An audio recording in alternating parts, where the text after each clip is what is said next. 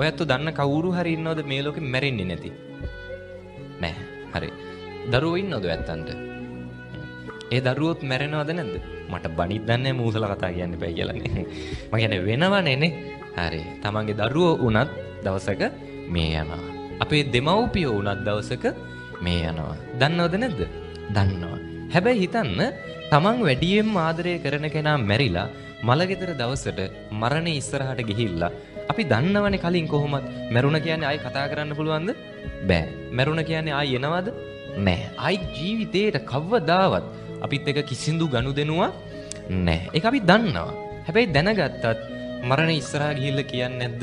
අනේ අම්මේ එකපාරක් නැගිටලා මට දුවේ කියලා කතා කරන්න. අම්මේ එකපාරක් නැගිටලා මට පුතේ කියලා කතා කරන්න. කියනවද නැද්ද? කියනවා.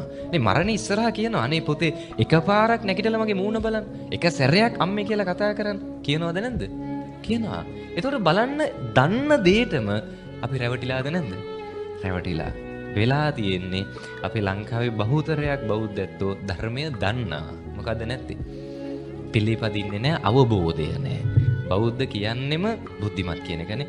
අවබෝධයත් එක්ක යන්න ඕනේ. හැමදේම අපි දැනගන්න ඕනේ ඇයි අපි එහෙම කරන්නේ. ඒ අවබෝධය එක්ක යන්න ඕනේ. ඒ නිසා අටලෝ දහමත් මීට කලින් දන්නවද නැද්ද? දන්නවා. හැබැයි නැත්තේ මොකද්ද? අවබෝධය නැහැ. අචින්තිතම්පි භවති චින්තිතම්පි විනස්සති. සිතු දේ නොමවේ නොසිතු දෙයක් වේ. බුදුදහමේ තියෙන්නේ ඔබට යම්කිසි ඵලයක් ඕන නම් ඒකට අදාළ හේතු ප්‍රත්‍ය ටික මානසිකවත් භෞතිකවත් සකසන්න ඕන. නැතුව මේ හැමතිස්සෙම පොසිටිව් ලැබෙනවා මට ලැබෙනවා විශ්වය මට උදව් කරනවා ස්තුතියි විශ්වය නේ ආදරේ විශ්වය ඕවා කී හිටියට විශ්වය ඇවිල්ලා අපිට ගෙනත් දෙන්නේ නැහැ. බුදුදහම කියන්නේ ඔබට තියෙන්න ඕන ඔබගේ අරමුණ පිළිබඳව චේතනාවක් තියෙන. හැබැයි මේ චේතනාවට අනුව ක්‍රියාකාරීත්වයක් තියෙනවා. වැඩ කරන්න ඕනේ. වැඩ කරන්න. ඒකනේ මම අර කිව්වේ උත්තානවත උත්සාහය තියෙන්න ඕන. සතිමතෝ සිහිය පිහිටුව ගන්න ඕන. සුචිකම්මස නිසම්ම කාරණා හරියටම වැඩේ කරන්න ඕන. කළ යුතු වැඩේකට අදාළ. සංයතස්සච ඩිසිප්ලින් එක තියෙනවා. සංයමෙ තියෙන්න ඕන. ධම්මජීවිනෝ නෛතික භාවය, නීතිකරුක භාවය තියෙන්න ඕන.